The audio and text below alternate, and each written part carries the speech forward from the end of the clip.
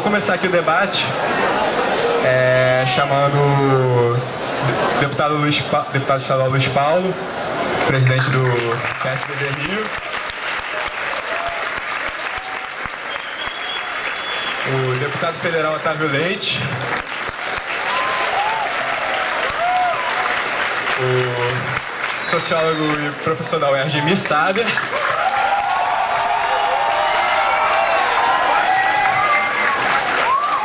e a Clarice está chegando. Clarice está chegando, tá? Fiquem tranquilos.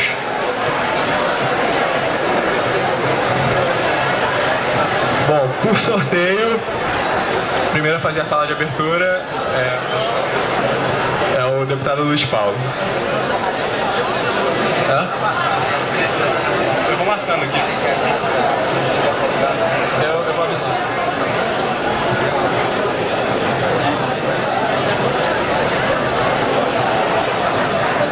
Bom dia! Bom dia a todas e a todos. Primeiro agradecer aos jovens da PUC a organização desse democrático debate que está ocorrendo em todo o nosso país, para que a gente possa conscientemente decidir o nosso voto no segundo turno. Eu represento aqui o PSDB, a candidatura de Aécio Neves, 45 da República. Nós queremos governar o Brasil porque queremos o Brasil, um Brasil ético, um Brasil com honra, um Brasil com dignidade. Nós queremos dar um basta à corrupção, à inflação, os desmandos, a falta de gestão, a crise econômica, a crise social e a esse Brasil hoje dividido. Dividido não porque nós queiramos, dividido porque quem faz política na divisão é o Partido dos Trabalhadores. Nós queremos um país unido, um país solidário, um país integrado, que a nossa federação seja de fato única, que nós possamos ter projetos comuns. E nós estamos trazendo o nome de Aécio Neves, que já provou ser profundamente competente na gestão pública e que tem compromisso com a ética, com a honra e com a dignidade. É esse Brasil que nós queremos mudar. São 12 anos que nós estamos vendo esse país perder os seus valores. É 12 anos que nós estamos vendo o Brasil entrar cada vez mais na lama da corrupção. Em cada denúncia de corrupção tem sempre um tesoureiro do PT presente. Basta disso. Vamos livrar a Dilma das garras do PT. Vamos mudar o Brasil. Vamos dar chance ao povo brasileiro de ter um desenvolvimento econômico, desenvolvimento social, ter sustentabilidade, respeitar o meio ambiente, tratar os diferentes de forma respeitosa, não aparelhar a máquina estatal, devolver a estatal para os brasileiros. É essa a nossa proposta, é esse o caminho que nós defendemos. O Brasil precisa de cada um de nós. Nenhum de nós é dono de política pública. As políticas públicas, quando implementadas, são dos brasileiros. E os brasileiros é que têm que lutar de fato pela sua honra e por a sua dignidade. E a hora é essa. Nunca esteve tão perto de se dar uma demonstração para esse país e para o mundo que a nossa democracia tem que ser forte, tem que ser vigorosa, que a imprensa tem que ter liberdade, tem que ser respeitada, que o cidadão tem que ser visto dentro da sua dignidade, que não há no Brasil ódios e inimigos. Podem haver divergências políticas, mas tem que haver, antes de tudo, o propósito, o respeito à república, o respeito à coisa pública. Por isso que eu conclamo a todos aqui que aqui estão, brasileiras e brasileiros, começando a sua vida política, que no dia 26, que domingo, compareçam às urnas e votem para mudar o Brasil. Votem Aécio.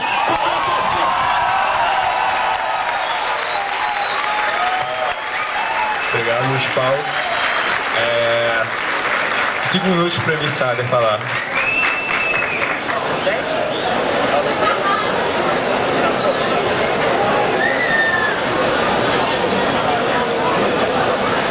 Bom dia.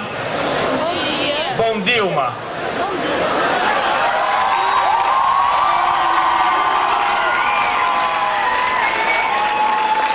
Parabéns por esse debate democrático, a PUC, ao DCE e aos estudantes da PUC.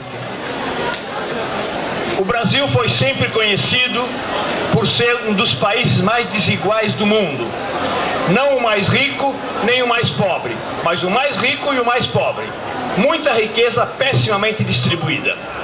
O Brasil melhorou muito nos últimos 12 anos, porque é um país menos desigual, com menos exclusão social. 22 milhões de pessoas saíram da miséria, 42 milhões de pessoas saíram da pobreza. Eu sei que não é este universo, mas é o universo do povo em geral. É o universo que sabe disso. É por essa razão que o Brasil tem que mudar, mas para continuar, não para retroceder.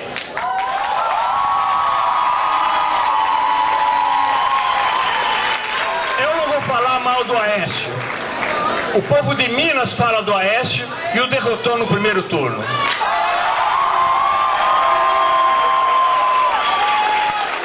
O economista que seria ministro da Economia se o Aécio ganhasse, disse que o problema da economia brasileira é que o salário mínimo é muito alto. Meu Deus! Esse é o problema do Brasil. Significa o quê?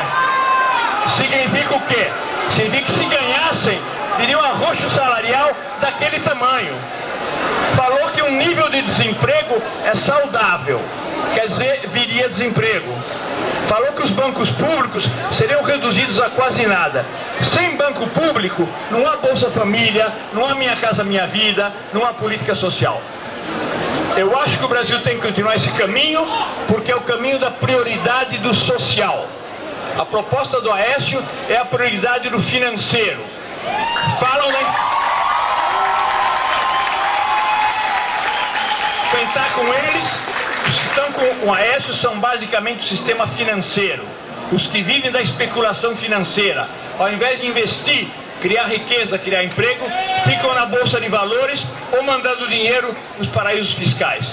Nós precisamos... Eu não vou usar dados, tem pouco tempo, mas a quantidade de empregos criados, a quantidade de aumentos salariais por cima da inflação. Eles falam descontrole inflacionário. Sabe quanto é a inflação hoje? 6%. Sabe quanto, Fernando Henrique? Quanto, Fernando Henrique?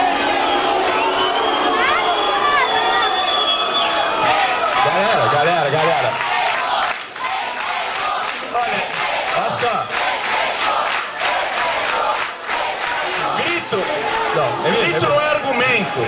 Grito não é argumento. Senão nós teremos Rodrigo Constantino aqui. Felizmente não está.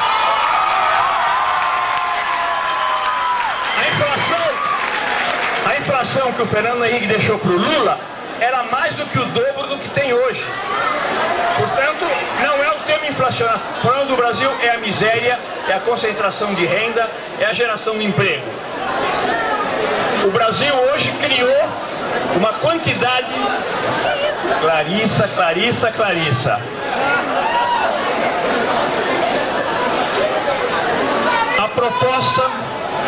A proposta da Dilma é a proposta do Lula.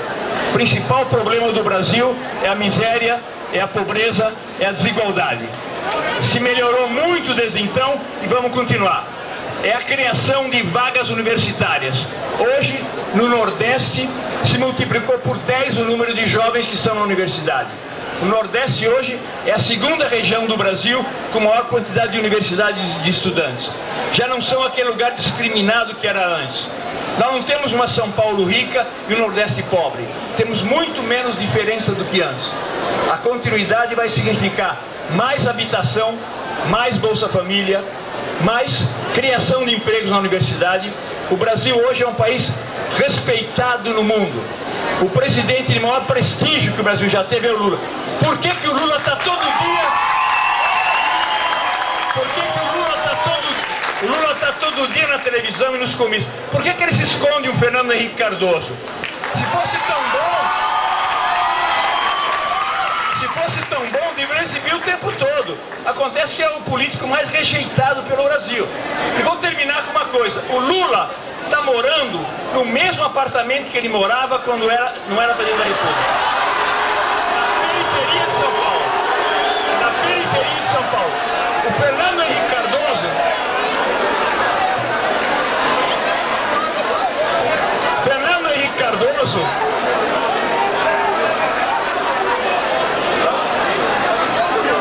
Fernando Henrique Cardoso, além de morar no Jardim de São Paulo, como morava antes, ele tem um apartamento na Avenida Foch, Champs-Élysées, em Paris. Não comprou com o salário de professor aposentado, nem de presidente da República. Quem é moral nessa história toda? Vou parar de falar aqui. Muito obrigado. Domingo é Dilma e vamos ganhar!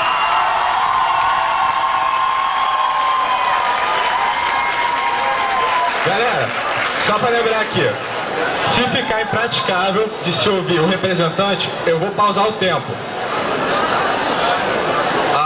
O debate está sendo transmitido e se tiver muito barulho, as pessoas não vão escutar, ok? Muito bem. O deputado Otávio Leite vai falar agora.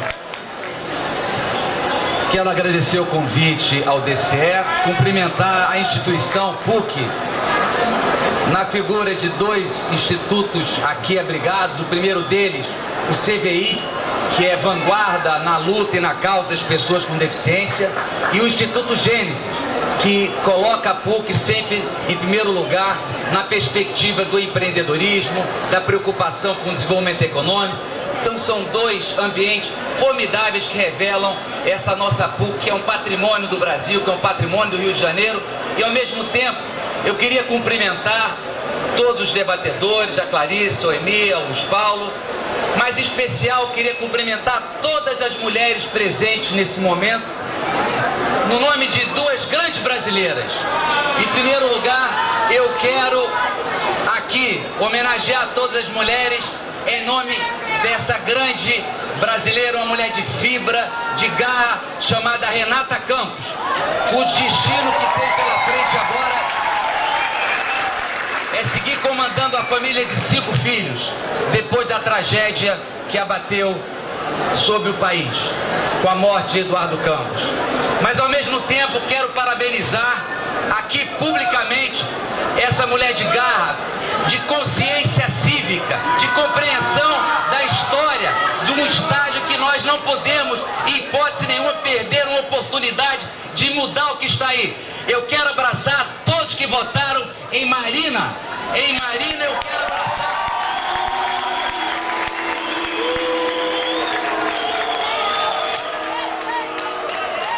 Então eu cumprimento todas as mulheres na expressão de duas atitudes políticas emanadas por mulheres fundamentais nesse instante. Nós queremos mudar o Brasil. O Brasil precisa ser mudado.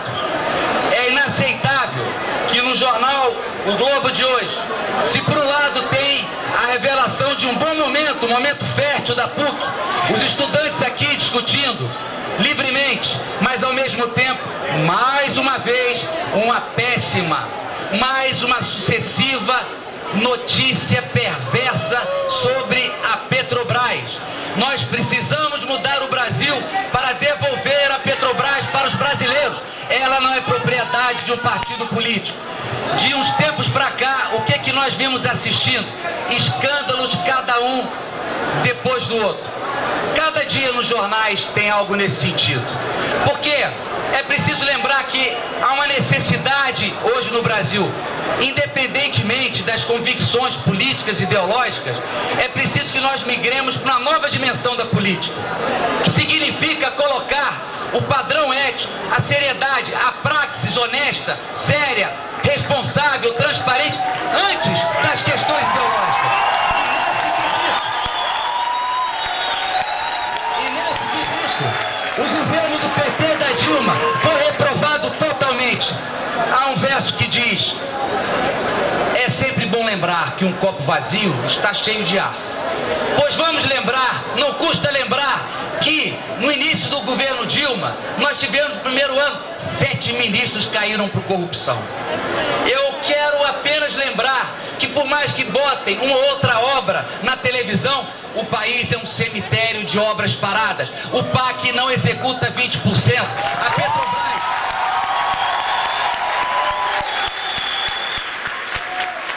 A Petrobras foi basicamente privatizada para si próprio, para um partido. Virou um feudo de divisões políticas que levaram ao maior endividamento da sua história. Levaram a perda para todos os brasileiros que compraram ações, a perda de 60% do que tinha de patrimônio. Isso tudo tem que ser revisto. Está na hora de mudar o Brasil. Nós nunca estivemos tão próximos de uma vitória que vai permitir o Brasil se oxigenar para fazer uma política séria, sem terrorismo, sem mentira, sem esse tipo de prática política que fica amedrontando as pessoas, como se nós, que conduzimos o Brasil durante muito tempo, que permitimos as bases, os fundamentos macroeconômicos, que permitiram em si, como desdobramentos, vários outros avanços, no campo social, por que não dizer, mas se não fosse aquela base toda que se construiu ao tempo de Fernando Henrique, o Brasil não tinha evoluído. O lamentável é que nós estamos no limiar de um momento em que o Brasil vai ser entregue ao próximo presidente com mais inflação, com a indústria sucateada, com uma perspectiva de cada vez mais de desemprego.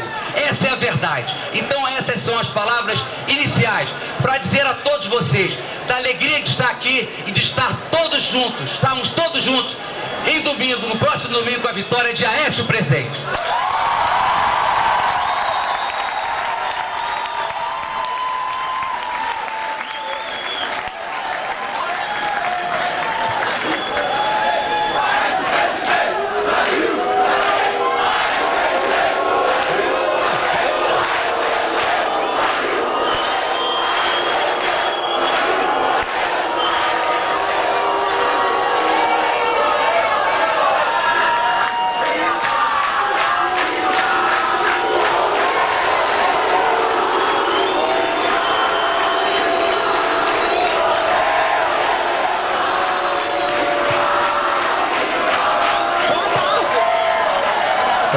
Boa tarde. Bom dia. Bom Dilma. Bom dia, bom Dilma, a todos e todas aqui da PUC. Tá tão cheio que a gente não sabe se olha pra frente, se olha pra trás aqui, mas tá um espaço super legal. Eu queria primeiro agradecer ao DCE da PUC. Eu fiz parte também do DCE da PUC, fui estudante daqui, me formei em Ciências Sociais. Parabenizar o DCE, a gestão Roda Viva, o Thiago, nosso mediador, pelo trabalho e pela tradição da PUC Rio de ter um debate como esse. Um debate que mistura diferentes pensamentos, diferentes sentimentos, diferentes desejos e consegue colocar no espaço como esse aqui do Pelotis, de longa trajetória da luta pela democracia do nosso país, tantos estudantes para fazer um debate aberto e fraterno sobre os debates que a gente tem hoje no nosso país. Estou pedindo para falar mais alto, é o microfone que está assim, então estou falando bem alto.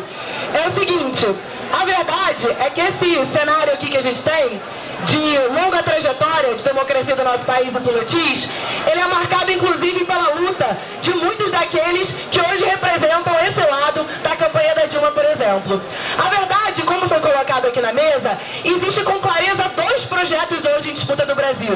É bom que isso seja polarizado. desvalorizado. É bom que isso seja claro, porque a gente faz parte de um projeto, como disse a minha candidata à presidência no último debate, que começou assim, falando três vezes, o nosso projeto.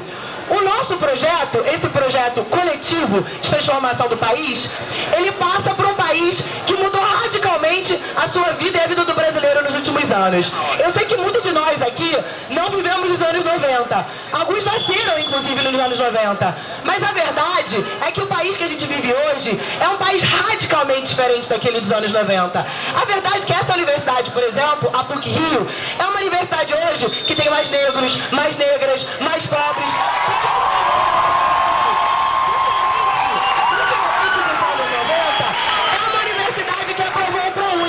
Aquele mesmo projeto que a turma decidiu que achava inconstitucional, a turma do DEM, lá do lado do PSDB, e queria que o ProUni não fosse aprovado, que o ProUni não existisse.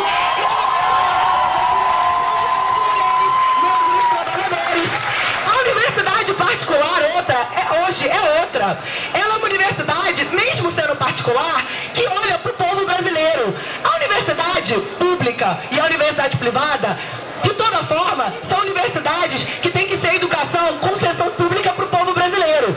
Então, quando você pega uma universidade como essa hoje, e olha, e vê tantas caras diferentes representadas por um projeto que quer mudar esse país, coloca pra gente que é entusiasmado e jovem militante, acreditar que as transformações não passam pela velha política, aqueles que estão lá encastelados há tanto tempo. Passa por uma renovação política, passa por uma militância guerrida, que hoje vai para as ruas e fala: a nossa presidenta fala de combate à homofobia. Diz aí! Fala de combate à homofobia. Eu quero saber qual candidato à presidência da República falou contra os autos de resistência. Qual candidato ou candidata a presidente da República na nossa história tem coragem de dizer que os negros são as maiores vítimas de violência hoje no país? Tem coragem de ir para a televisão e dizer que a sua pauta política é embasada no movimento social? Gente, vamos combinar. Não tem problema ter dois projetos e não tem problema ser de direita ou ser de esquerda.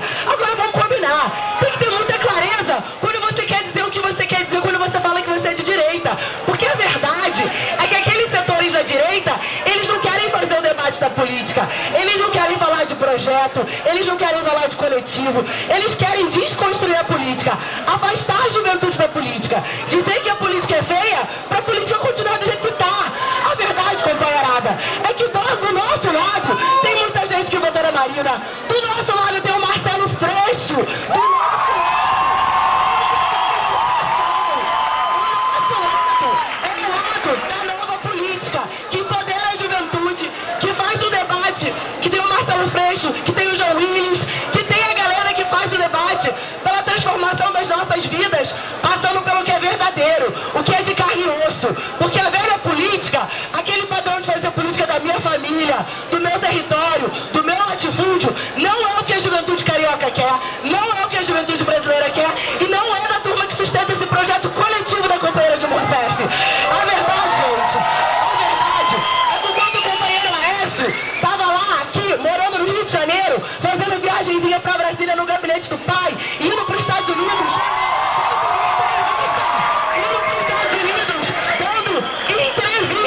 falando que era melhor estar nos Estados Unidos, dizendo que o Rio de Janeiro e o Brasil não tinham futuro, dizendo que cada brasileiro tinha que ter direito a 2 empregados, uma para limpar, outra para lavar.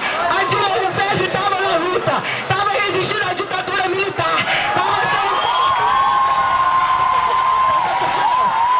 Eu vou encerrar, Thiago. Dilma Rousseff estava sendo torturada, sabe por quê, companheirada? Ela estava sendo torturada para garantir que isso aqui exista hoje. Para garantir a liberdade de expressão, de opinião e a diversidade que o movimento estudantil e os estudantes da PUC podem usufruir hoje. A gente usufrui de uma trajetória de luta de uma companheira que garantiu a democracia no nosso país. Vamos ao debate, muita coisa para discutir. Parabéns e muito obrigado pelo convite.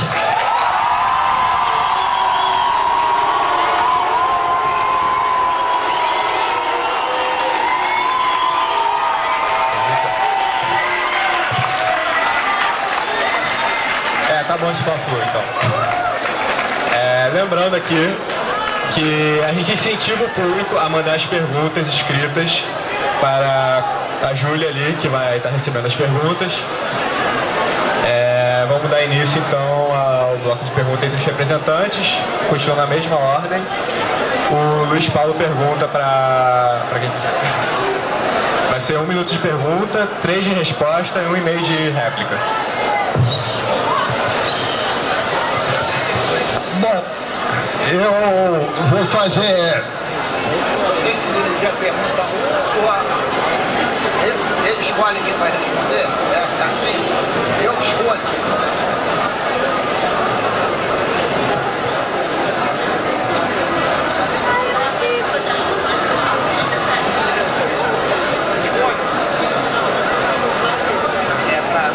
Bom, a pergunta aos representantes do PT diz respeito a desenvolvimento econômico e social.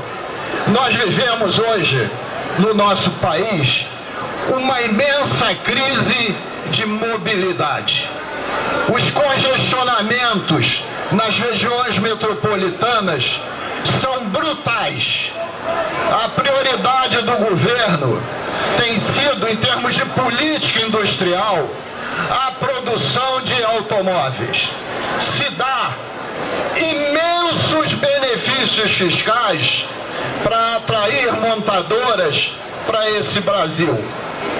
E com esses incentivos fiscais se suga parcela dos recursos que deviam ser investidos em infraestrutura de transporte. Estima-se que se dá benefícios fiscais mais do que 10 vezes o que se investe em infraestrutura de transporte. A pergunta aos representantes do PT é se eles vão rever a política industrial do nosso país.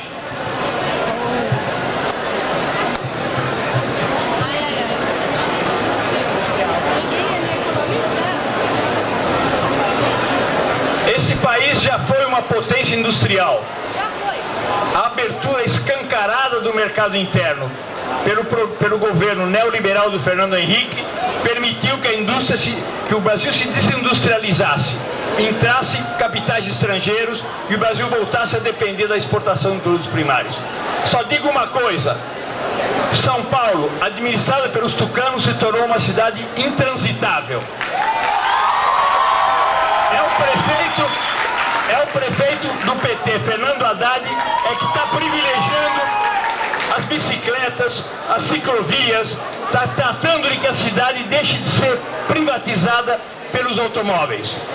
A política do PT é a política de desenvolvimento econômico para o Nordeste, para o Brasil como um todo, e não ficar concentrando na produção automóvel. O governo Fernando Henrique fez alguma coisa diferente do que está dito aqui? Foi o pior governo em termos de indústria automobilística. O governo do PT cria indústria de móveis, de sapatos, de tudo que o povo precisa para consumir. Eu não vou dar muitos dados para vocês, mas pensem o seguinte: empregos criados no governo Fernando Henrique, 627 mil por ano. Lula e Dilma, 1.800.000. Salário mínimo, governo Fernando Henrique, dólares 86, Lula e Dilma 305.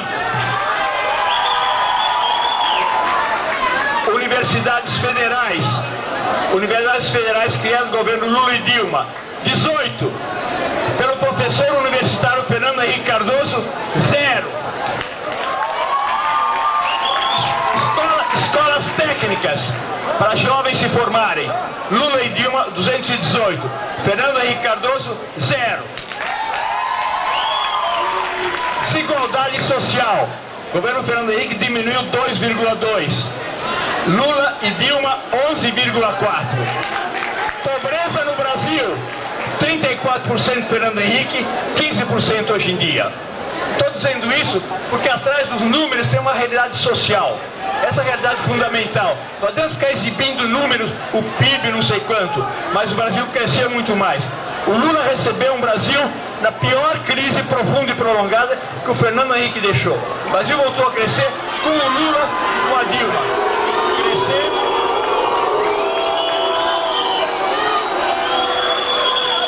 Voltou a crescer e distribuir renda. Não adianta crescer. A ditadura fazia crescer, mas não distribuía renda. É a realidade social que melhora. Quando o PT dirige cidades como São Paulo, ela se torna mais humana, menos para o automóvel, mais para o pedestre, mais para o transporte coletivo e mais para a bicicleta.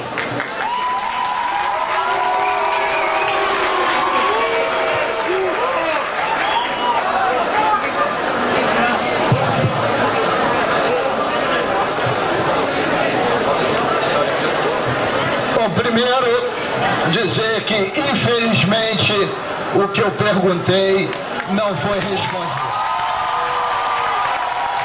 Segundo, dizer que o prefeito de São Paulo, Haddad, contribuiu decisivamente para Geraldo Alckmin ganhar a eleição no primeiro turno. Terceiro, dizer que o PT faz um pseudo discurso de esquerda, mas abana o capital internacional. Tanto é verdade que quando o PT dá incentivos fiscais para as montadoras, ao mesmo tempo taxa muito pouco os lucros das mesmas montadoras para que esse dinheiro seja enviado para as sedes das montadoras fora do Brasil. Faz um discurso dizendo que é de esquerda, mas age entregando os nossos suor, entregando as nossas lágrimas ao capital internacional. Não tem uma política industrial a favor do povo brasileiro. Essa é a verdade. Por isso que a pergunta não teve resposta. Então, dizendo o seguinte: vai ficar todo mundo congestionado, poluindo o meio ambiente, prejudicando a saúde do povo trabalhador.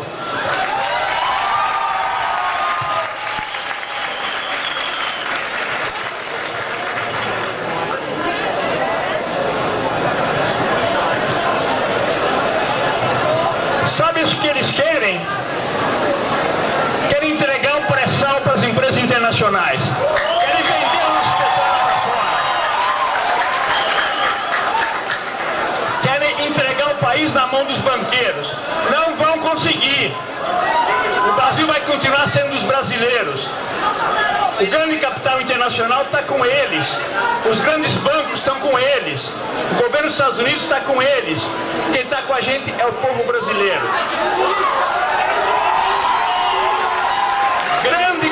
Grande governante, grande governo que fez o Fernando Henrique.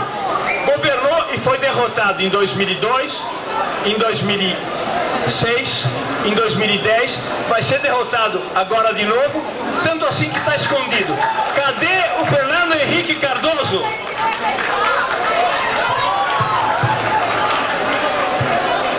Com todo respeito, Emir, não tem jeito. Essa campanha ela está muito marcada por uma tônica de terrorismo e de mentiras. Mas diante das mentiras, quanto mais mentiras, nós diremos mais verdade sobre eles. A começar sobre a Petrobras e pelo que o senhor acabou de falar. Ora, o Brasil hoje é autossuficiente em petróleo, 2 milhões de barris. Porque foi feita uma abertura ao tempo do Fernando Henrique e permitiu ampliar a exploração. Descobriu-se o pré-sal. Viva a Petrobras. Não viva um governo, viva a estrutura da Petrobras, viva uma companhia. Mas acontece que o Brasil não refina petróleo o suficiente para a nossa demanda. Nós temos que todos os anos importar 14 bilhões de óleo diesel e de gasolina. Por que não refinamos? Porque não se fez o planejamento à época para a expansão desse refino. Aliás, quando se decidiu fazer Abreu Lima, cujo preço inicial era 4 bilhões, está em 30 bilhões. Decidiu-se fazer o Confes, cujo preço inicial estava em 6 bilhões, já está em 30 bilhões. Decidiu-se comprar uma refinaria por 50 milhões no exterior e o Brasil perdeu 1 bilhão e 200 milhões por conta disso. disso. Nós agora temos esse desafio. Esse desafio não pode prosseguir nas mãos que quem já demonstrou não tem competência, não tem ética. Que o diga Paulo Roberto Costa, na sua delação premiada, que assumiu devolver 70 milhões aos cofres públicos. Imagino que não levaram por aí afora. A nossa maior empresa endividada, a nossa maior empresa com as suas ações decaindo cada vez mais. Nós queremos prosperidade, é indispensável. Não foi feito nenhum leilão de petróleo nos últimos 5 anos. O Brasil está atrasado, está aí perdendo 1000 oportunidades. 84 bilhões é o déficit nas transações correntes. Disso, 12 a 14 bilhões são apenas derivados dessa compra que temos que fazer anualmente no mercado externo para comprar diesel e gasolina, por incompetência, por inércia, por absoluta visão de estratégia de planejamento na questão da energia. E quem era a presidenta Dilma Rousseff há alguns tempos atrás? Era a papisa, eu não sei, das Minas e Energia. O que ela vai deixar como legado para a gente? Um aumento de conta de luz daqui a pouco, na ordem de 20%, a Petrobras no estádio que se encontra, a Eletrobras praticamente quebrada. Essa é que é a verdade de um legado de incompetência, de corrupção que o Brasil precisa mudar. E domingo nós estaremos lá para mudar o Brasil, mudar essa incompetente e absolutamente ineficiente administração do PT. Essa é que é a verdade. É isso aí.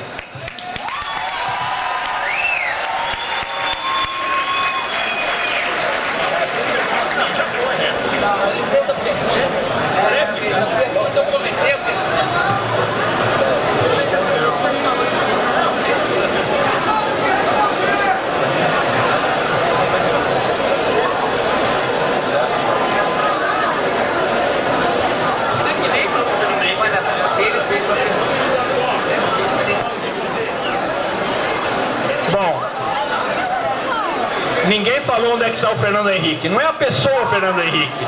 É o que o governo fez. É o que o governo... Deve estar junto com o Sérgio Cabral. Deve estar escondido junto com o Sérgio Cabral.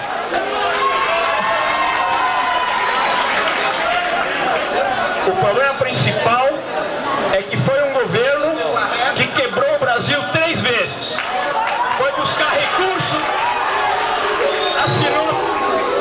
assinou 3 acordos com o Fundo Monetário Internacional, cada vez pagando mais juros, assinando mais cartas de intenções. Eles proibiram construir escola técnica. O governo Fernando Henrique, de joelhos, aceitou não construir escola técnica. Esse é o governo equivocado que eles fizeram. O Lula recebeu o país quebrado, em recessão profunda e prolongada. Essa é a incompetência dele.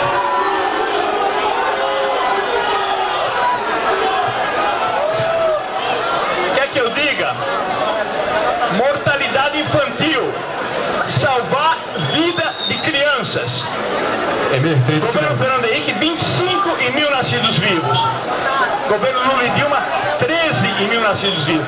Quantidade de crianças recuperadas para a vida. Investimento em educação, Fernando Henrique, 17 bilhões, Lula e Dilma, 94 bilhões. Investimento em saúde, 28 Fernando Henrique, 106 Dilma e Lula. Esse é o governo incompetente, segundo ele. Incompetente para os banqueiros, incompetente para o povo.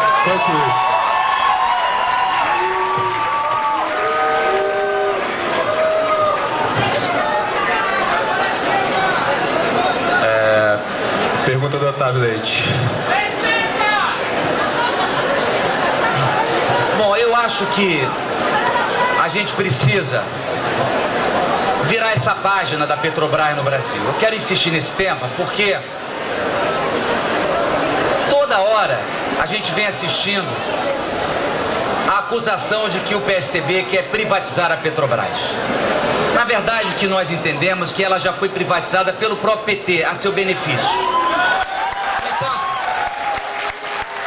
No entanto, é preciso tomar uma decisão da maior responsabilidade. A Petrobras é uma companhia de capital aberto, mas no comando das ações ordinárias que organizam e tem a maioria no Conselho de Administração, a União tem a maioria. E, portanto, a preservação da União como mandatária e exclusiva possuidora da maioria da Petrobras, ela é indispensável. Todos concordamos. Eu queria saber se vocês concordam que, por ser tão importante isso, que nós coloquemos uma cláusula na Constituição brasileira de que a Petrobras não pode ser privatizada. Quero saber se vocês concordam com essa proposta.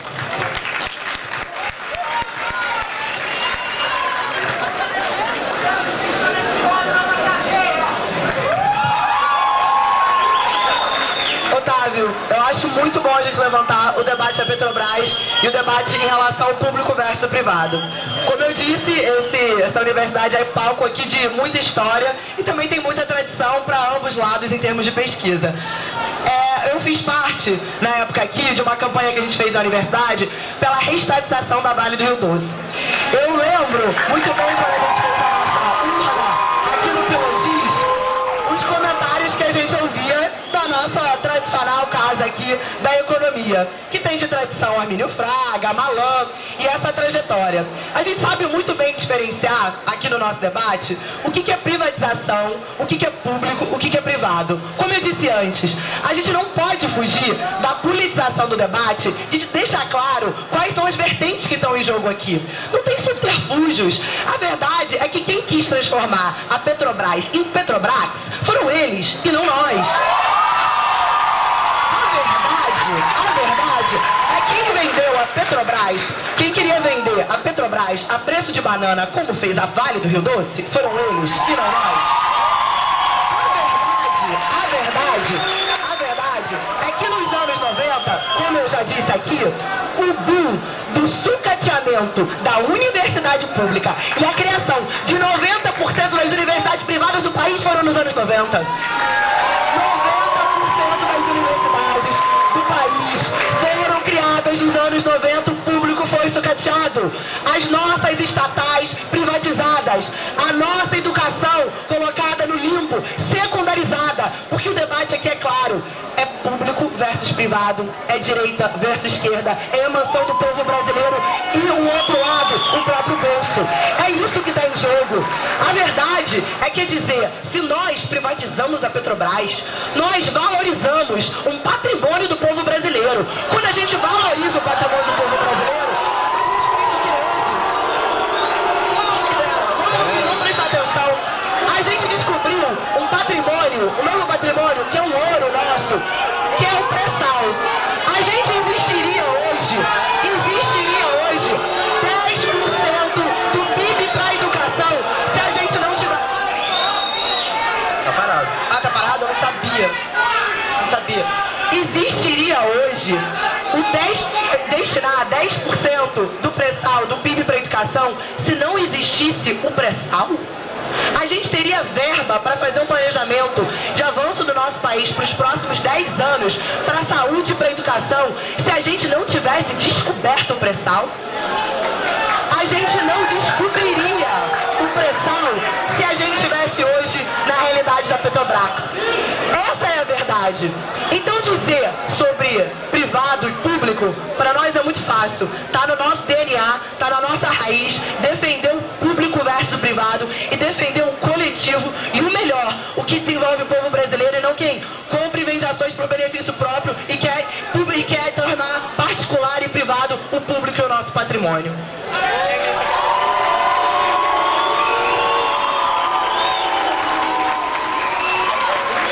Acho que as coisas ficam muito claras, as visões de mundo. Eles defendem tudo na mão do Estado. É verdade que o Brasil experimentou privatizações importantes. Se não fosse a privatização da telefonia, o povo brasileiro não tinha acesso a essa tecnologia. Tanto a Vale contra a Siderúrgica Nacional foram privatizadas. A própria Embraer, que hoje é a terceira maior do mundo em produção de equipamentos aeronáuticos, por aí vai. Eu fico imaginando a Embraer comandada por um Paulo Roberto da Costa, do PT. Agora, o que eu acho sensacional, sinceramente, é observar esse discurso de dizer que tudo tem que ficar na mão do Estado, mas vocês tiveram 12 anos no governo. Vocês tinham instrumento. Por que não reestatizaram? Não reestatizaram nada. Aliás, demoraram anos e anos, assim, escancaradamente observando a Infraero, cada vez pior, a entrada da cidade, uma vergonha, uma gestão estatal ineficiente, a bancada do Rio de Janeiro colocando verba e eles não faziam a obra. Aí de repente fizeram a concessão, bem-vindos à social-democracia, fizeram a concessão do aeroporto Tom Jobim. É óbvio que vai melhorar a gestão. Agora o poder público tem que fiscalizar, ninguém está ignorando isso. Agora portos, aeroportos, o governo Dilma está fazendo algumas concessões e vocês ficam no discurso dinossauro. Por que vocês não estatizaram tudo? Vocês tinham os instrumentos, não fizeram porque deu certo. E o Brasil, o povo, tem telefone hoje porque tem feito com coragem essa privatização. Essa que é a verdade. E quanto a Petrobras, eu quero dizer que não é do PT, é do PSDB. A proposta de manter a Petrobras na Constituição, sendo impossível a sua privatização. E essa proposta eu me orgulho de ser o autor. Muito obrigado.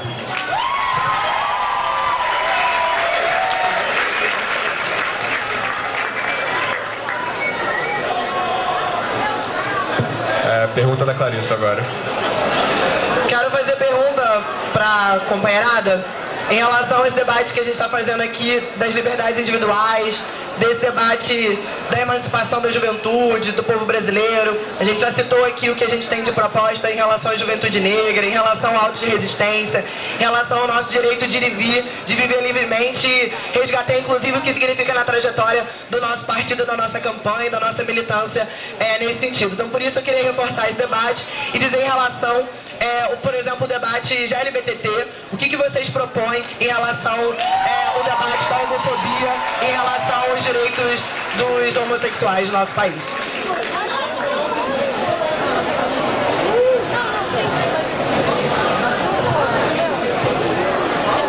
As pessoas são livres.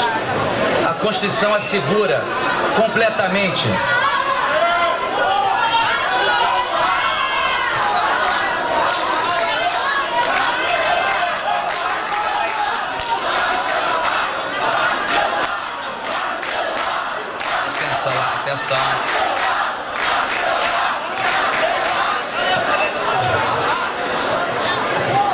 Processo social, é história, é avanço.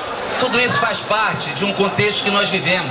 Estamos numa quadra civilizatória que é evidente, é inaceitável comportamentos que sejam discriminatórios em todos os sentidos. Não falo sobre qualquer um pela sua opção sexual. As pessoas com deficiência ainda tem muitas discriminações que têm que ser combatidas. As pessoas negras.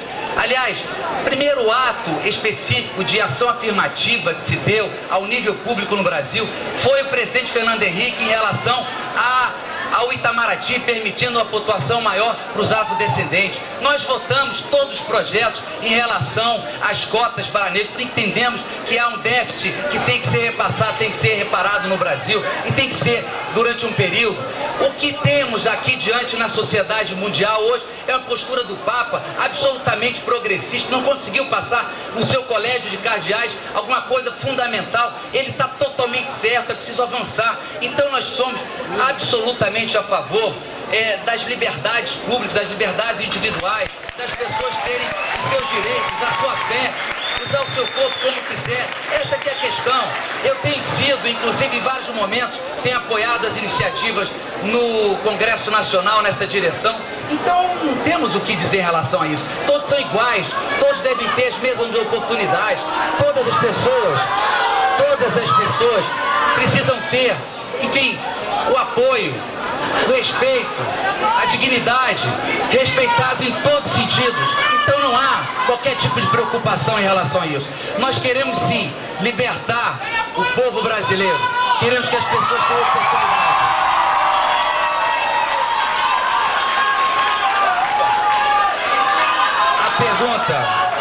A pergunta foi feita nesse sentido. Eu estou respondendo, não há qualquer tipo de problema em relação a isso. Fixamos aqui toda a nossa compreensão e respeito às liberdades individuais, coletivas. Então não é um ponto que, enfim, nós temos qualquer tipo de dificuldade. É isso aí. Liberdade para todos, de opinião, de expressão. Mais liberdade. Liberdade de imprensa. Liberdade de imprensa. Estourou meu tempo? Pois é, a liberdade é um patrimônio de um sentimento universal que nos pode abrir mão. Não foram poucas as tentativas do PT, do governo do PT, de cercear a imprensa. Nós achamos o contrário. Nós achamos que a favor da liberdade de expressão, mais liberdade de expressão da imprensa. Nós não somos a favor de regular a imprensa em hipótese nenhuma. E somos a favor de políticas públicas cada vez mais inclusivas. As pessoas têm que ter autonomia e independência, oportunidade. Isso se faz permitindo que elas estudem, tendo educação de qualidade. Para um filho, eu não aceito esse conceito de que um pai que tem um cartão de Bolsa Família, ele tem como projeto de vida deixar como herança para o seu filho um cartão de Bolsa Família. É preciso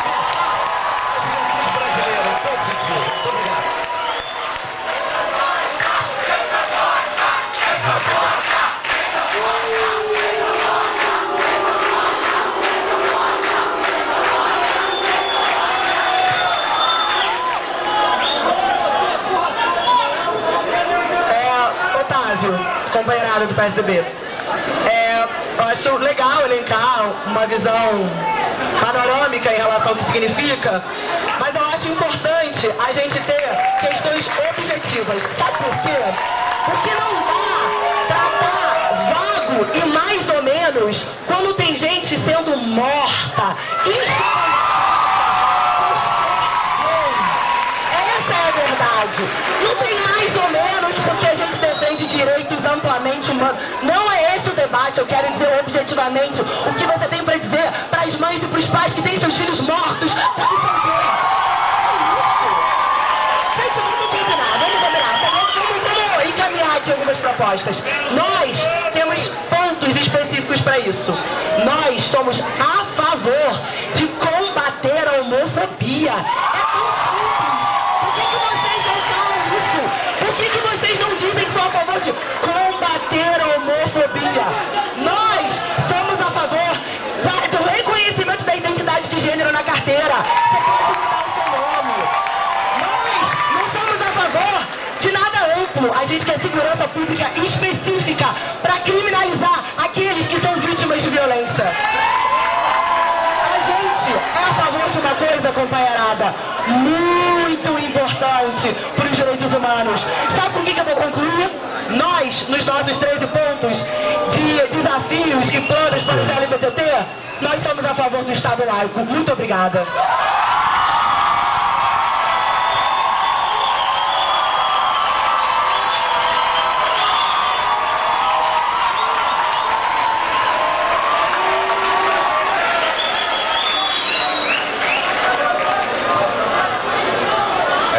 Vamos dar início às perguntas do público. Lembrando, vocês podem mandar perguntas ainda. É só escrever e mandar para a Júlia ali. Ela vai receber as perguntas aqui. Bom, já temos algumas aqui. Vamos conversar para o PSDB.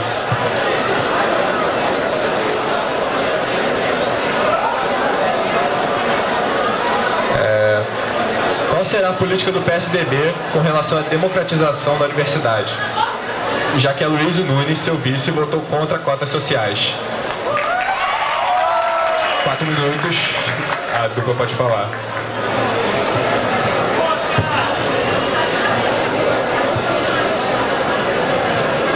Esse momento que nós estamos vivendo deve-se porque muitos, como eu, travamos uma luta dura para acabar com a ditadura nesse país, para implantar a democracia, para fazer com que a universidade fosse livre, fosse de todos e de todas. Na Assembleia Legislativa, somos vanguarda em estabelecer políticas públicas com a lei de cotas, porque entendemos que as cotas sociais exatamente vão promover aqueles que foram mais castigados por essa sociedade injusta, dura e que não deu oportunidade a pobres e negros a ascender aos seus lugares na sociedade. Gritam aqueles que jamais sofreram isso na carne. Gritam aqueles que jamais entenderam a luta dos afrodescendentes em nosso país, porque se entendessem, estavam apoiando, em vez de gritar, estariam aplaudindo.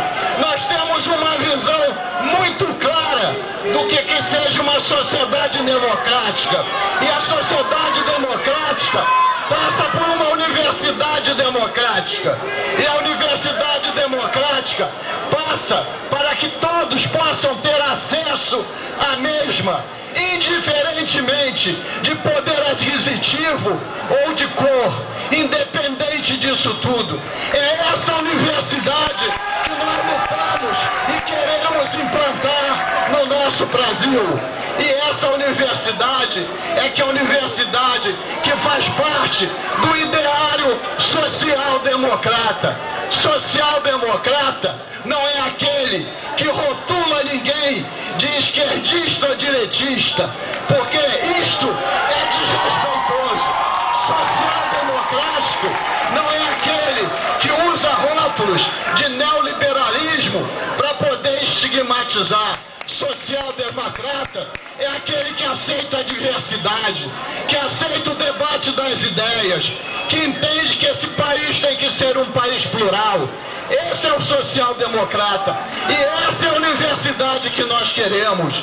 E a PUC hoje dá um exemplo que esse caminho pode ser perseguido, que essa luta não foi em vão, mesmo com aqueles que desrespeitosamente tentam caçar minha palavra. Mesmo com esses, nós vamos lutar sempre pela democracia, sempre pela universidade livre. Essa é a nossa bandeira, essa é a nossa luta, e nós vamos mudar o Brasil com essa bandeira. Vamos fazer um país de todos com a Aécio 45.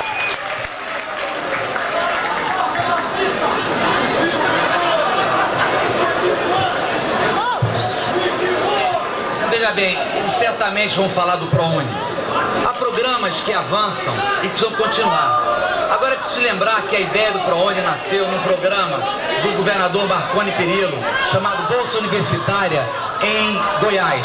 Assim como o Bolsa Família também nasceu de uma proposta apresentada pelo governador Marconi Perillo, assim como o chamado, a unificação do cadastro único, se deu em função de políticas sociais que já existiam no governo Fernando Henrique, o Vale Gás, a Bolsa Família, a Bolsa Alimentação. São verdades, não adianta escamotear, não adianta tentar denegrir, não adianta gritar diante de fatos concretos, esculpidos em lei. Essa é que é a verdade, é a história. Vocês acham que o mundo começou com o PT, mas não é verdade isso. Houve alguém que começou antes, que conseguiu avançar em várias questões, inclusive no processo inflacionário, que entregou o país azeitado, organizado, para poder avançar. Agora chegamos ao fundo do poço e temos que mudar toda essa lógica de dominação, de postura totalitária que o PT apresenta. Liberdade para o povo brasileiro. Aécio, presidente.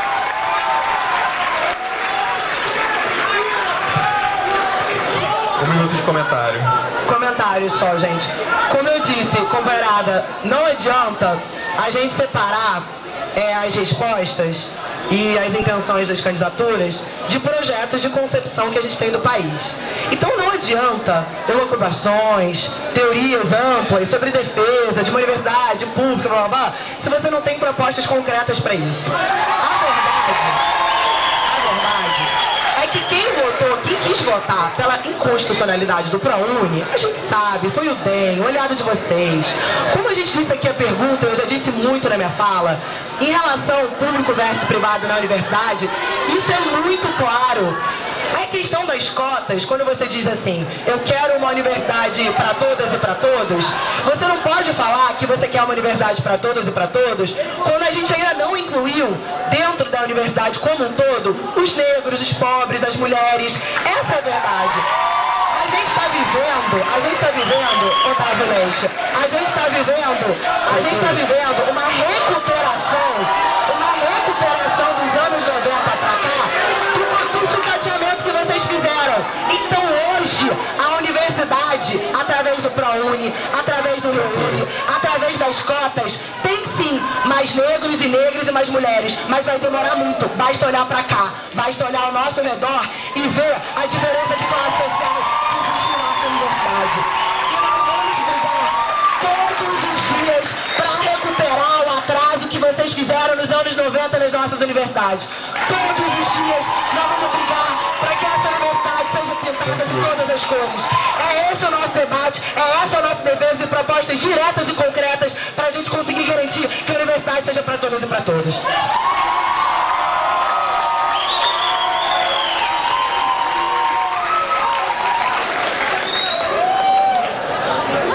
Bom, pergunta aos representantes do PT.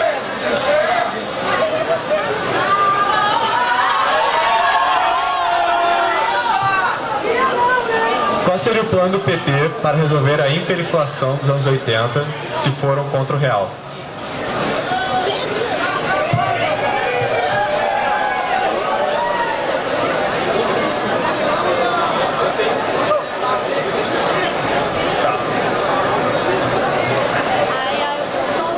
Vou repetir. Fernando Henrique Cardoso entregou para o Lula o país com 12,5% de inflação ao ano. Está no papel. Perguntem para Miriam Leitão, até ela sabe. O Lula fez o Brasil voltar a crescer e distribuindo renda. Há duas visões de Brasil.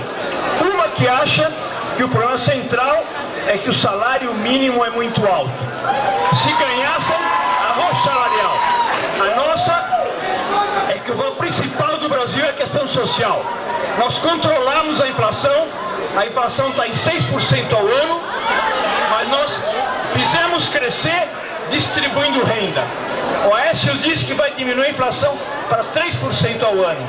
Sabe quanto seria o desemprego? 15%.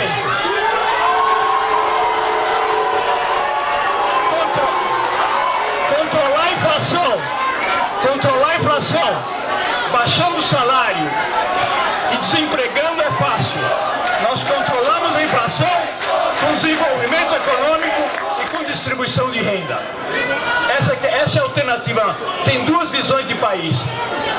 Quem acha que o problema do Brasil é que o salário mínimo é alto? Levanta o braço. Quem acha isso? Esse é o guru econômico deles, que acha que o problema do Brasil principal é a inflação. Inflação 6% não é o problema. O problema é a miséria, é a exclusão, é a pobreza. Nós controlamos a inflação, retomando o desenvolvimento e distribuindo renda.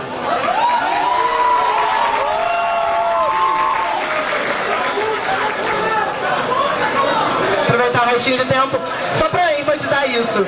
As opções econômicas, elas passam por um projeto social também. Então você fazer uma opção econômica de investimento no social, de elevação do salário mínimo e distribuição de renda em meio de crise econômica, vamos combinar, isso é uma opção política, social e econômica de emancipação do país. Esse é o nosso diferencial. Você não pensa a economia separada de um projeto social. E só para encerrar, porque está acabando os segundos, vamos pedir, né, gente, menos ódio, mais amor. Vai tomar no cu, é feio, é homofóbico pra caramba.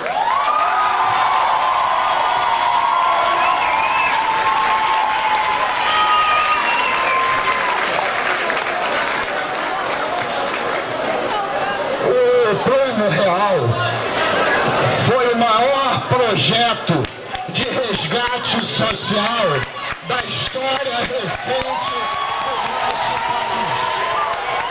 Jamais tanta gente foi resgatada socialmente com o Plano Real.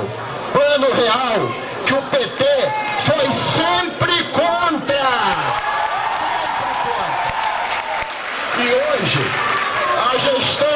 PT, e os dados não são meus, são dos institutos, hoje o Brasil bate a porta dos 7% de inflação ao ano. Cada dia falta mais alimento no carrinho do supermercado do trabalhador. O crescimento econômico desse país será de, no máximo, 0,27%. O Brasil está estagnado, porque o PT cuidou dos interesses partidários e não dos interesses do povo brasileiro. Essa que é a verdade. Prestigiou as fribões da vida e não prestigiou o desenvolvimento econômico desse país. Botou o BNDES contemplando interesses espúrios, como foi o caso da Friboi.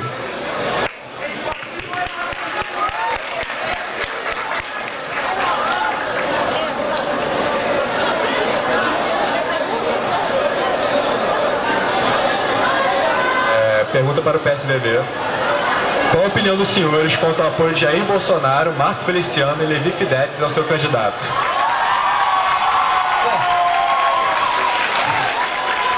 Olha, eu acho engraçada essa pergunta, porque ao lado ali poderiam estar sentados Paulo Maluf, Sarney, poderiam estar sentados ali, Eduardo Paes, o próprio Freixo poderia estar sentado ali ao lado do Maluf. Enfim, são situações próprias de um segundo turno.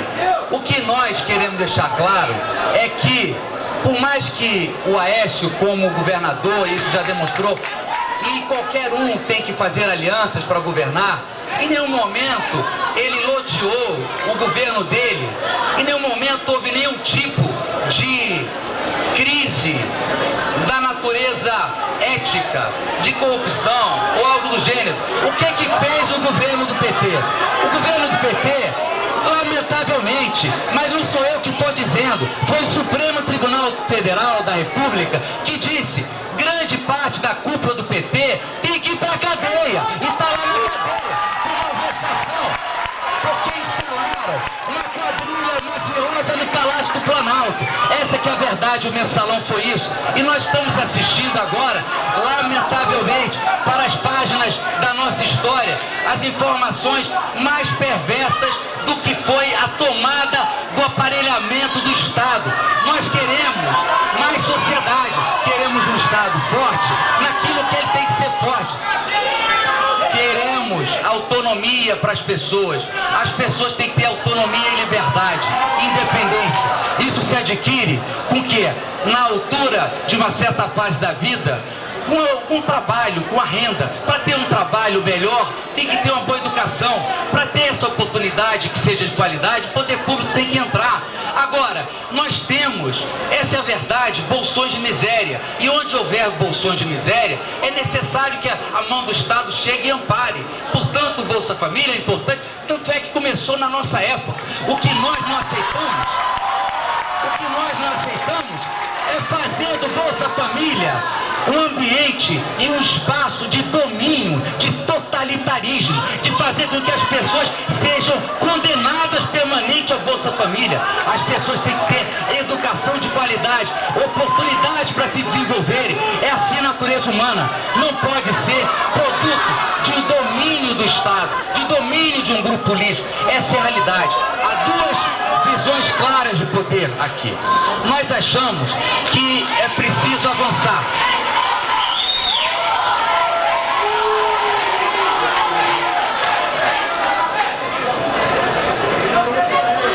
Nós precisamos avançar no Brasil em muitas questões. Nós precisamos, por exemplo, estamos na universidade, resolver essa questão da formação dos médicos no Brasil. O governo PT acha maravilhoso que tenham importado 15 mil médicos, mas ficaram 12 anos no poder e não planejaram a formação de novos médicos. Então nós temos um déficit provocado essencialmente pela incompetência no planejamento da formação de médicos no Brasil. Não é à toa que pela primeira vez na história do Brasil, pela primeira vez, nunca antes no Brasil, uma sociedade, ela apoia integralmente um único candidato.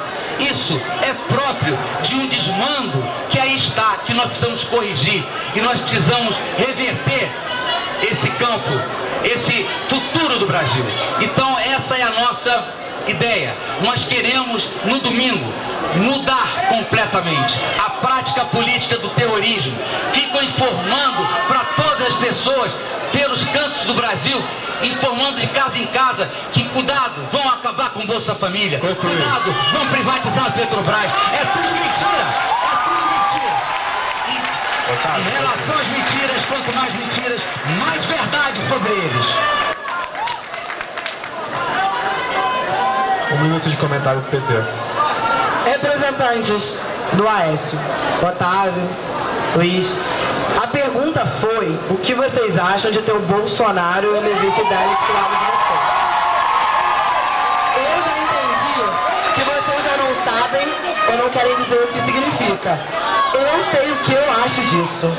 Sabe o que eu acho disso? Eu acho que isso está totalmente ligado ao que vocês acreditam no país.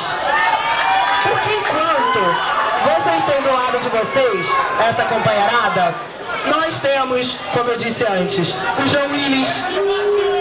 Nós temos do nosso lado a companheirada que não só fala que a homofobia não existe, ou que é menos importante, Galera!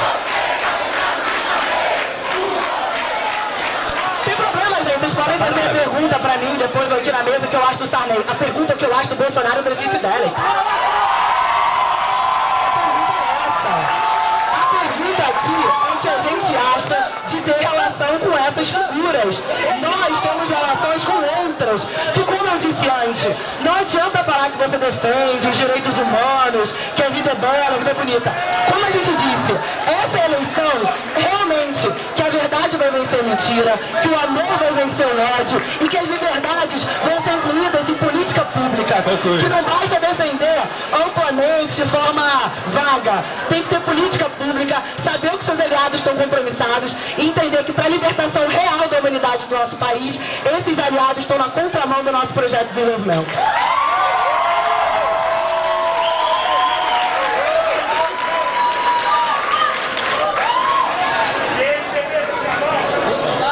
Pergunta para o PT. Queria saber a posição da dupla representante do PT sobre a declaração do Lula em Belo Horizonte, comparando Aécio com Collor. Os senhores acham... Hein?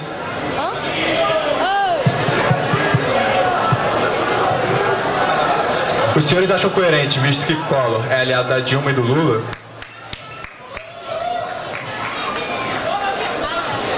São muito parecidos. São muito parecidos.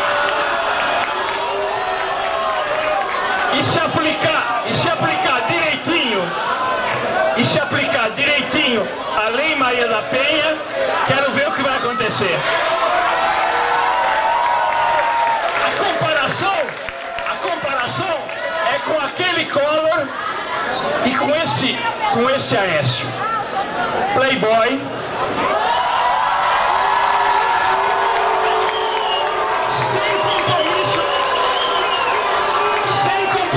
Com o povo, prometendo políticas dos ricos e para os ricos, machista, violento, maltrata as mulheres verbal e fisicamente, mas principalmente governa para os ricos e não para os pobres. Aquele Collor era exatamente isso. Sair do seguro para uma aventura com um governo que quer entregar o pré-sal para as grandes empresas internacionais. Um governo que quer fazer o Brasil sair dos BRICS, que é o maior acordo político internacional de democratização do mundo. Um governo que quer levar adiante uma política de arroxo, de desemprego. Dizem que vão continuar com políticas sociais, mas o guru econômico dele diz que vai reduzir os bancos públicos a quase nada. Quem faz política social é a Caixa Econômica e é o Banco do Brasil. Eu acho que vão fazer Bolsa Família com o Bradesco e com o Itaú. Que vão fazer Minha Casa Minha Vida com os bancos privados. A verdade não é a demagogia do Aécio na televisão.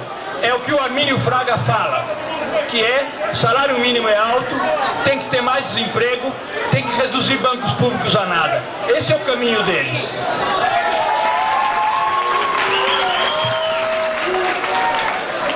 Terminar uma coisa só que quero acrescentar. Por que o Aécio Neves não assinou o decreto de lei para terminar com o trabalho escravo?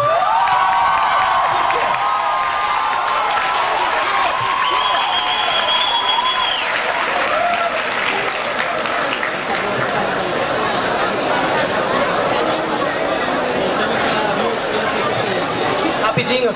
Não, eu acho a comparação importantíssima, inclusive. É uma comparação válida, como o Emir apresentou aqui em relação à proposta de projetos econômicos, em relação às figuras que ele representa. E é muito claro, quando a gente olha candidaturas, que através da sua postura de trajetória política e pessoal, refletem os compromissos políticos também. O Emir usou aqui adjetivos, cada um pode ser o seu, playboy, não importa. Mas as figuras que representam projetos de comportamento, inclusive na sua trajetória política, como já foi desenhado aqui, deixam muito claro qual é o seu projeto para governar um país. Trajetórias como essa, com um candidato que fica, assim como a trajetória esquisita do Collor, que fica nos Estados Unidos, dando entrevista, dizendo que o Brasil tinha que ter uma empregada para cada brasileiro e que o bom mesmo é viajar para os Estados Unidos, mostra muito bem essa visão de que os Estados Unidos é uma coisa melhor e que ser brasileiro é muito feio, que a gente tem que sair daqui. Eu acho que essa questão de falar playboy, dar adjetivos diferentes, tudo bem, a comparação Collor a essa a gente sabe muito bem qual é, pelas trajetórias da sua vida, pelo que eles carregam e o que eles podem significar numa eleição como essa, tanto no projeto econômico quanto no projeto social.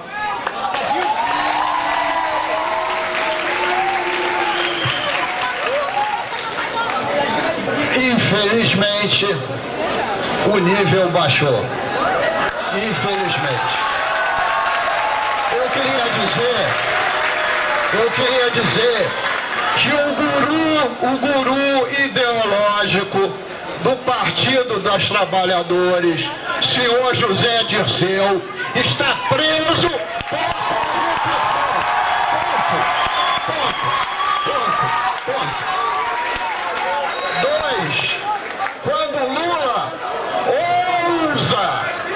mancha a honra de alguém, acusando de playboy, deveria olhar para a sua casa, para o seu filho, que sem nenhum esforço se tornou um milionário e vive pelos ares do Brasil.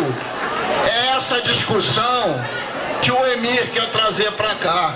E essa é a discussão que a gente não deseja. Essa não é a discussão de propostas. Essa é a discussão das baixarias, de quem não tem argumento, de quem não consegue defender o seu projeto político. Por isso é que a campanha do PT é de mentira, de agressões, de ataque às honras. E é isso que nós não queremos mais. Por isso que o Brasil vai dar a resposta nas urnas. Por isso que o Brasil vai mudar. Por isso que o Brasil vai votar a S45.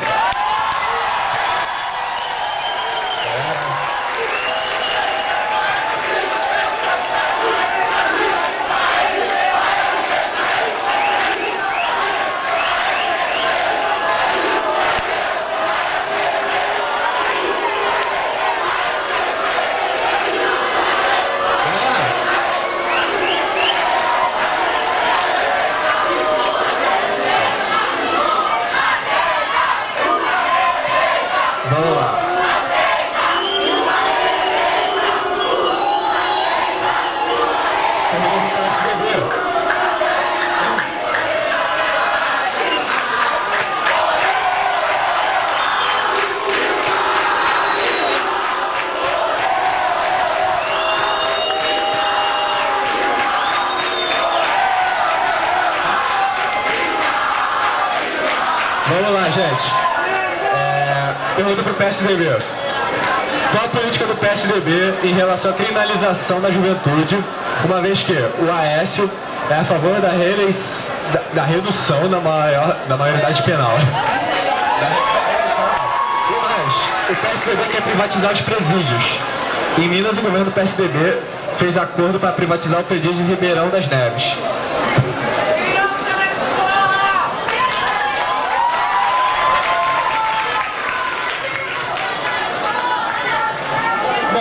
Essa discussão que vem sendo travada com mais vigor no Brasil, essa questão da maioridade penal. E finalmente encontrou-se um caminho que me parece que é o entendimento e o desejo maior da sociedade, que é aplicar a lei penal brasileira para menores na gravidade que ela se impõe quando se tratar de crimes hediondos, crimes reiterados contra a vida.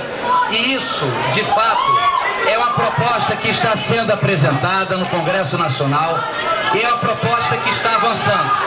Mas a redução da idade da maioridade penal, não é uma proposta nossa. Nós somos a favor, sim, nos crimes hediondos, que aqueles que praticam sucessivas vezes, eles sejam apenados em circunstâncias similares às pessoas com maioridade e tendo o cumprimento da pena em presídios específicos. Agora, o lamentável estado em que se encontram os presídios federais, sobretudo, algo que é afiançado, é completamente endossado pelo próprio ministro da Justiça, que disse não faz muito tempo que ele se recusaria a admitir isso. Ele via aquele espetáculo de tragédia humana nos presídios e, na verdade, o que se observa é que a execução orçamentária do governo, nós aprovamos todos os anos uma verba para cada um dos setores. Tem um fundo chamado Fundo Penitenciário, que se presta exatamente a melhorar a qualidade dos presídios, a ampliar os presídios e por aí vai. O governo federal não gastou nem 40% do que o Congresso aprovou e permitiu ele gastar. Não adianta agora, depois de 12 anos, dizer que vai fazer e vai acontecer nesse setor. O problema do crack que está nas nossas esquinas é um problema que vem das fronteiras. O projeto de fazer uma vigilância com os veículos aéreos não tripulados, eu tive a oportunidade de ver lá na fronteira. Basicamente o projeto não saiu do papel. Basicamente o projeto não saiu do papel. A questão... Atenção.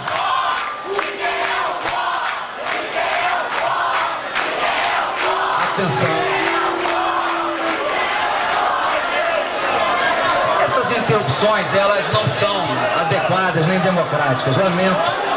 Mas o fato é que o modelo de gestão do sistema penitenciário, ele está falido.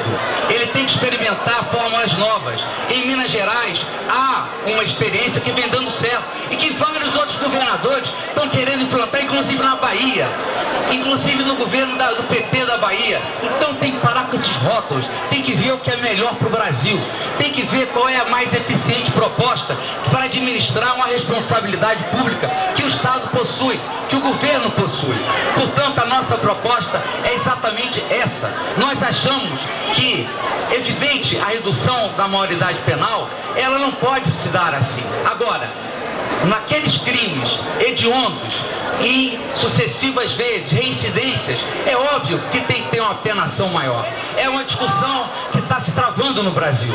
Agora, para você romper com esse ciclo, é preciso diminuir os índices de violência, que tem aumentado em muitos lugares do Brasil.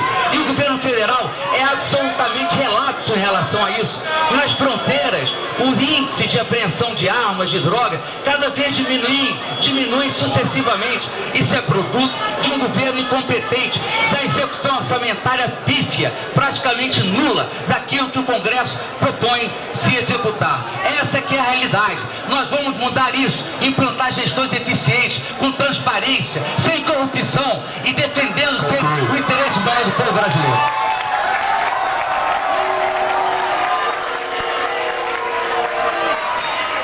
Mais uma vez, Otávio, a diferença aqui é clara. Alguns acham que para preto e pobre tem que dar cadeia. Outros acham que para preto e pobre tem que dar educação. Gente, eu não tô falando de forma vaga, achando não. Apelativo. Sabe por que eu tô dizendo isso, gente? No estado de Minas Gerais, do Aécio Neves, existe um contrato onde 90% do lucro de um presídio particular e privado vai para o estado de Minas Gerais. Sabe o que significa? Que esse governo quis privatizar porque cada negro, preto e pobre lá vale R$ 2.700.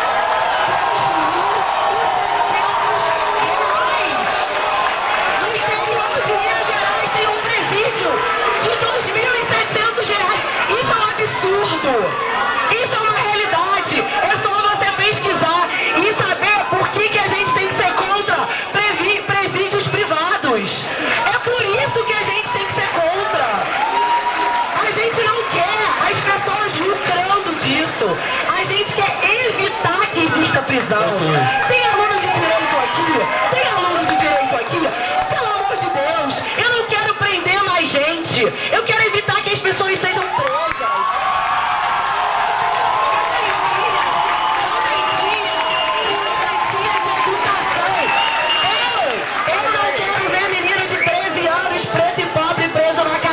Eu quero ver menino de 13 anos estudando. Eu quero ver menino de 13 anos que estuda. Essa é a nossa visão. Por isso, gente, que privatização e plano econômico, como a gente já disse aqui, está casado com projeto social e visão de mundo, de vida. As coisas não estão separadas. Se privatiza para lucrar e se emancipa o povo brasileiro e coloca na escola para mudar o país. As diferenças são claras. Direita e esquerda é muito claro aqui.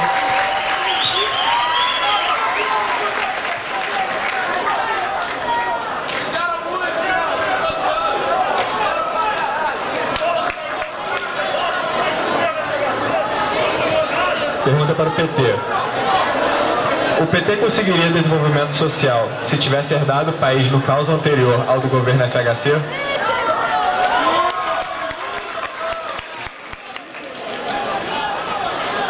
Se o FHC tivesse feito política social, o seu candidato não teria sido derrotado em 2002, em 2006, em 2010, 2014, e ele estaria aparecendo na televisão, não estaria sendo escondido. O controle da inflação está sendo feito pelo governo do PT. Controlar a inflação. Controlar a inflação. Aumentando o desemprego não tem graça. Arrochando o salário. O governo do PT incorporou o combate à inflação e tem desenvolvimento social. Essa é a diferença fundamental. O governo Fernando Henrique achou que estabilizando a moeda ia melhorar o país. Não melhorou. Aumentou a exclusão social, aumentou a miséria, aumentou a pobreza. Por isso é que os tucanos nunca mais elegeram presidente do Brasil e nunca mais vão eleger. Porque concentraram renda. Porque excluíram as pessoas. Essa que é a política deles. A prioridade nossa é a questão social. A deles é a questão financeira. A nossa é o interesse do povo. A dele é o interesse do sistema financeiro, do sistema bancário.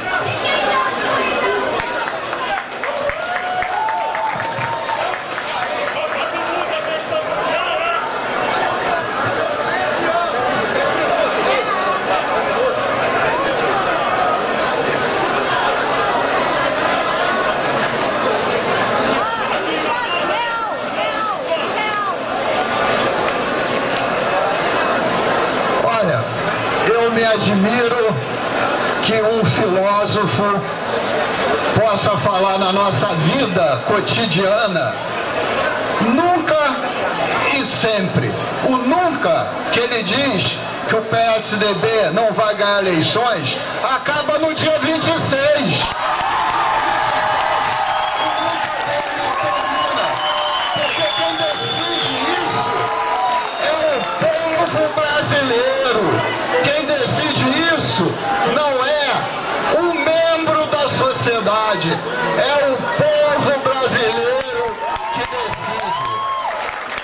A nova história do Brasil começou verdadeiramente, gostem ou não gostem, com Fernando Henrique Cardoso. E não é como as mentiras que são sacadas aqui revelam. Fernando Henrique ontem estava em São Paulo, publicamente assumindo as suas posições em comício. Ninguém está escondido. Talvez esteja escondido aqueles que o mensalão botou na cadeia. Esses não podem virar público. O Fernando Henrique assume a sua vida e apresenta ao povo brasileiro e entrará, queiram ou não queiram, na história do nosso país. Não tem maior legado para esse país que não seja o Plano Real. Diferente do legado econômico que a Dilma vai deixar para o Aécio Neves. 7 de inflação e 0,27 de PIB.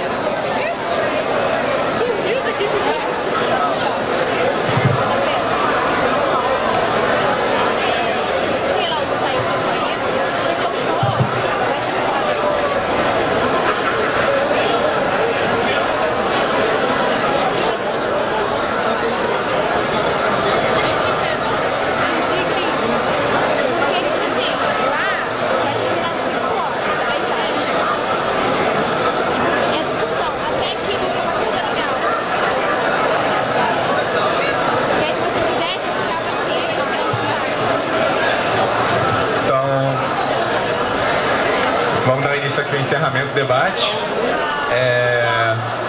Continuando a ordem inicial, 3 minutos para o Luiz Paulo encerrar.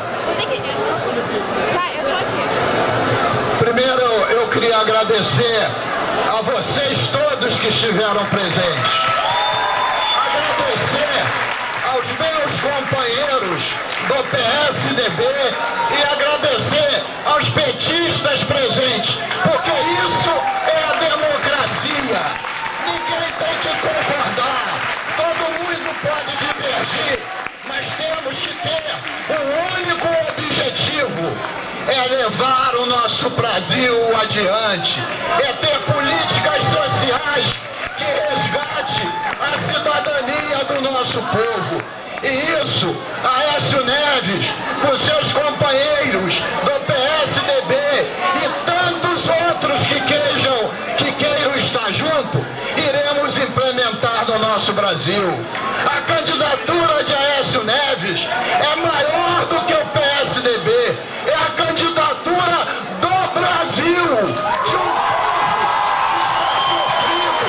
um povo que está oprimido, de um povo que está desesperançado, de um povo que quer voltar a ter um país digno, ético, honrado e que não tenha seus dirigentes presos, que não estejam seus dirigentes envolvidos nos processos de maior corrupção que jamais esse país viu.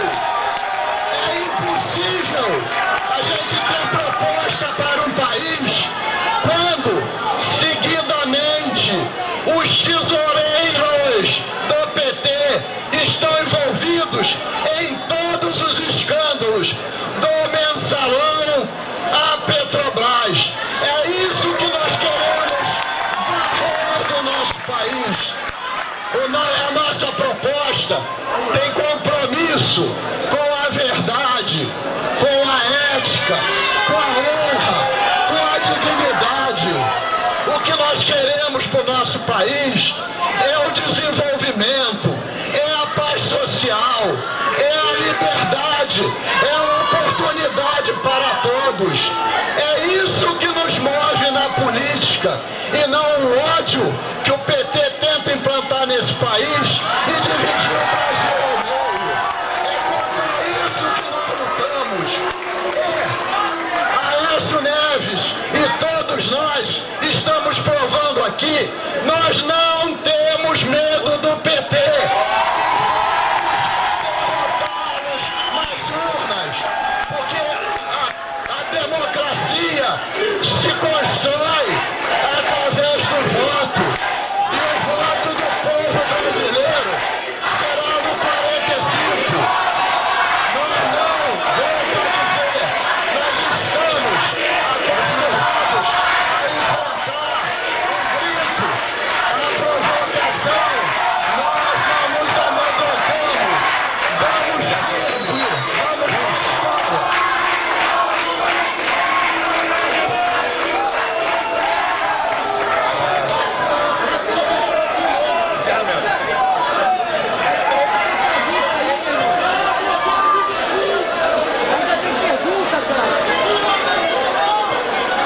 Galera, silêncio. O Brasil melhorou. Pergunte para qualquer pessoa se a vida dela é melhor ou é pior desde o governo Lula. Melhorou para todo mundo. Nós não queremos retrocesso. O Aécio é retrocesso econômico, social,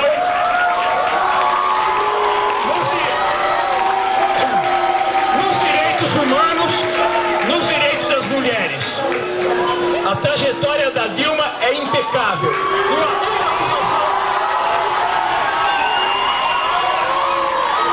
Uma acusação sobre ela. Ela nunca foi nomeada para um emprego em Brasília, morando no Rio de Janeiro. Não há uma acusação em relação a ela. Nós estamos ganhando, nós estamos avançando, a virada veio, a primavera é nossa, nós vamos ganhar, vamos reafirmar, vamos melhorar o Brasil. Não queremos retrocesso, não queremos ministro econômico do governo Fernando Henrique Cardoso. O Brasil está melhor do que antes, o Brasil está mais democrático do que antes.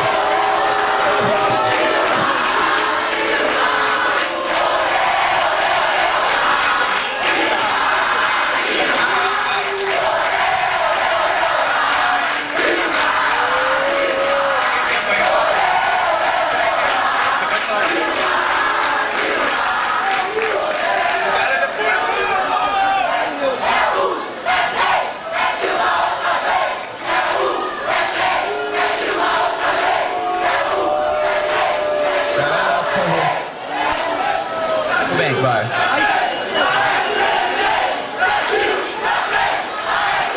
Galera, por favor, vamos terminar isso aqui, né?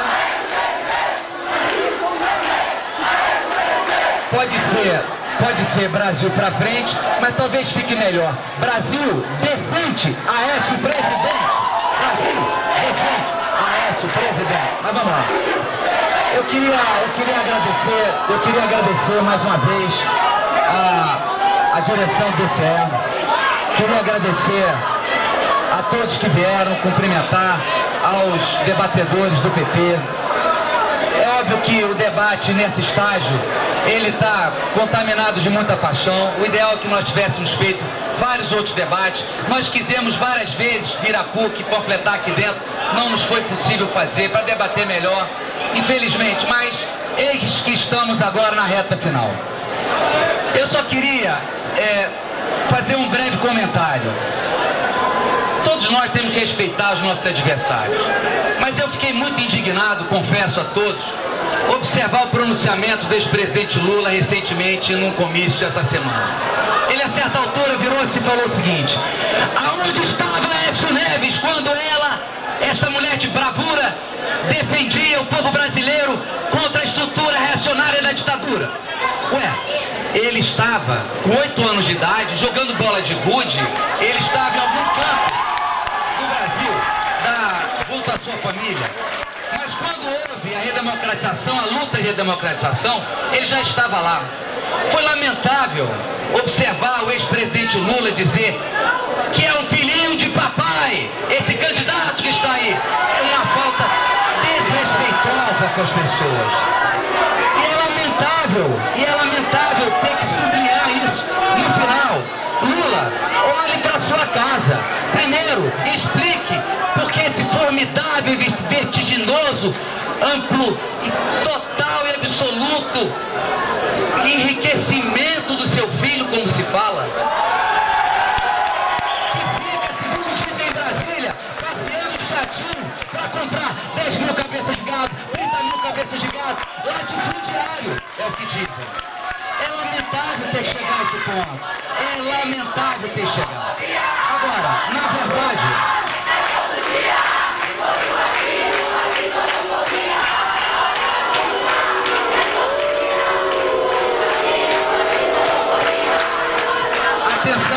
atenção galera que quer mudar o Brasil. Cada voto nesse instante é muito importante. Vocês procurem seus amigos, conhecidos, enfim, no ambiente de moradia, de trabalho, nas ruas. Assim como vocês, tem milhares de pessoas no Brasil que são a força das oposições, que ganharam.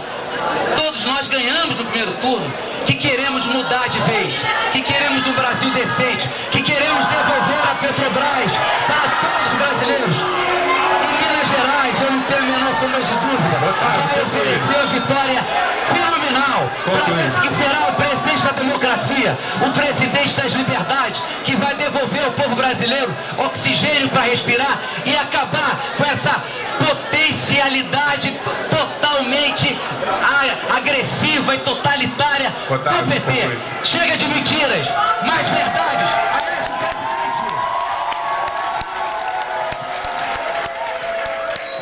3 minutos da Clarissa. Obrigada, Thiago. Vou reforçar a importância desse encontro. Sem a menor dúvida, 6 estudantes e tem oportunidade. 6 estudantes da PUC e tem a oportunidade de estar num espaço como esse. É importantíssimo. Agora é o seguinte, galera. Como foi colocado aqui esses dois projetos em jogo, tudo bem, o Aécio tinha 8 anos e estava jogando bola de gude, enquanto a Dilma estava na luta, estava resistindo e estava sendo torturada. Mas a ditadura, ela não acabou quando o Aécio tinha 8 anos. E além disso, a gente ainda vive um país que a gente precisa avançar cada vez e mudar cada vez mais para impedir que exista desigualdade ainda. Então, se num país que ainda tem tortura, desigualdade, ainda tem pobre, a gente não pode dizer que a gente tem...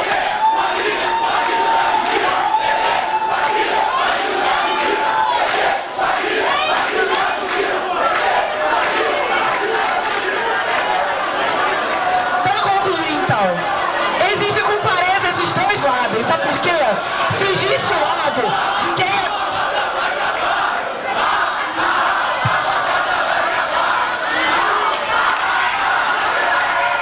Gente, o tempo tá parado.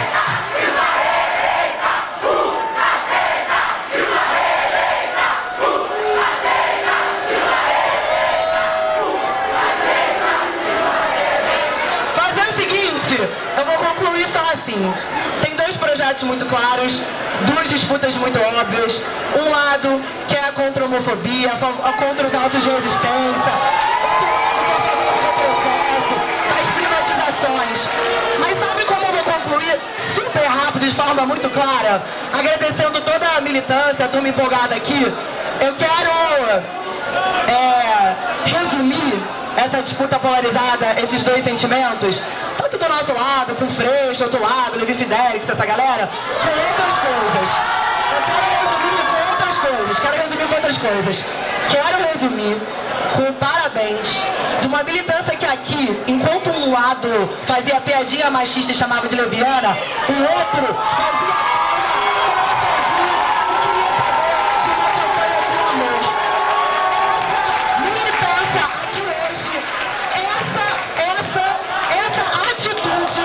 esses dois lados dessa campanha aqui hoje mostram com muita clareza o que existe na campanha.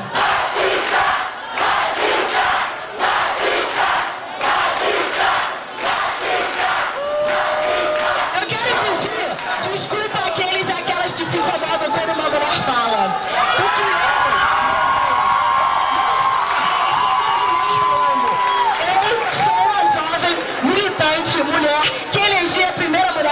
presidente do Brasil e vou reeleger a nossa primeira mulher presidente do Brasil. Como a Dilma já disse, quem acha que pode falar grosso com mulher, meu filho, a maior patente alta aqui nesse país é uma mulher. Quem tá lá em cima é uma mulher. A verdade é que o nosso debate de mudar o país passa também pelo nosso comportamento, passa também pelas nossas opções de debate. Vamos construindo um amor, semeando do que tem de mais bonito numa campanha, de trajetória de quem lutou pela democracia do nosso país e não se cansa jamais. Vai continuar lutando, vai continuar emancipando o povo brasileiro e com essa juventude linda que faz a militância contra o ódio pelo amor.